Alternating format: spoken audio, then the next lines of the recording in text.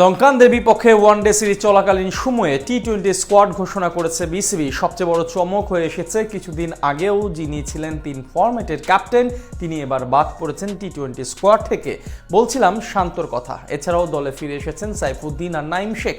চমক দেখিয়ে সাজানো স্কোয়াডে তবে শ্রীলঙ্কার বিপক্ষে প্রথম টি-20 ম্যাচে কেমন হতে পারে বাংলাদেশের সেরা একাদশ, তাই জেনে নেব প্রতিবেদনে।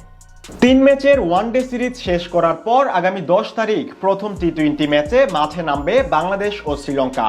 সংক্ষিপ্ত ফরম্যাটেও আয়োজিত হবে 3টি ম্যাচ। এরই মাঝে লিটনকে অধিনায়ক করে স্কোয়াড ঘোষণা করে দিয়েছে বাংলাদেশ। চমকের ব্যাপার হচ্ছে, কিছুদিন আগেও অধিনায়ক থাকা শান্ত এবার নেই দলে। তবে গত টি-20 বিশ্বকাপের আগে অনুষ্ঠেয় জিম্বাবুয়ের বিপক্ষে সবশেষ টি-20 সিরিজ খেলা সাইফুদ্দিন ফিরেছেন দলে, যা বাংলাদেশের জন্য বড় প্রাপ্তি।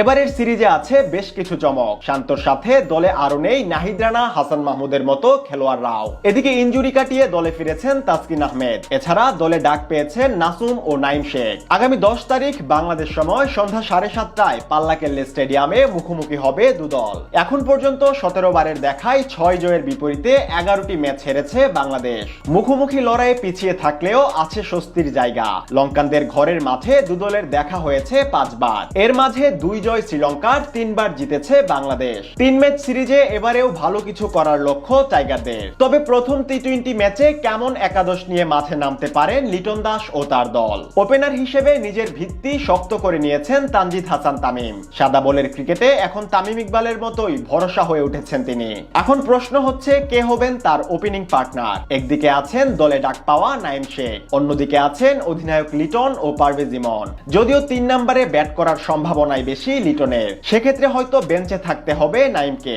তাতে আরো একবার তামিমের সাথে ওপেনিং করতে পারেন ইমন। পাকিস্তানের বিপক্ষে শেষ সিরিজে প্রথম 2 ম্যাচ বাজে খেললেও তৃতীয় ম্যাচে হাঁকিয়েছিলেন দারুণ এক হাফ সেঞ্চুরি। এদিকে লিটনের পজিশন হবে 3 নম্বরে। সময়টা ভালো যাচ্ছে না হৃদয়ের। যদি তার বদলে নেওয়া হয় শেখ মাহেদীকে, অবাক হওয়ার কিছুই নেই। ব্যাটিং এর পাশাপাশি শক্তি বাড়াবে দলের স্পিন বোলিং এরও। প্রশ্ন উঠতে পারে সাইফুদ্দিন ও মেহেদী মিরাজকে নিয়ে, যেহেতু মিরাজের টি-20 পারফরমেন্স খুব একটা সুবিধার নয়। এদিকে সাইফও দারুণ খেলছেন ব্যাটে বলে, তাই দলে ফিরিয়ে আনা হয়েছে তাকে। সেক্ষেত্রে মিরাজকে বসিয়ে সুযোগ দেয়া হতে পারে সাইফুদ্দিনকে।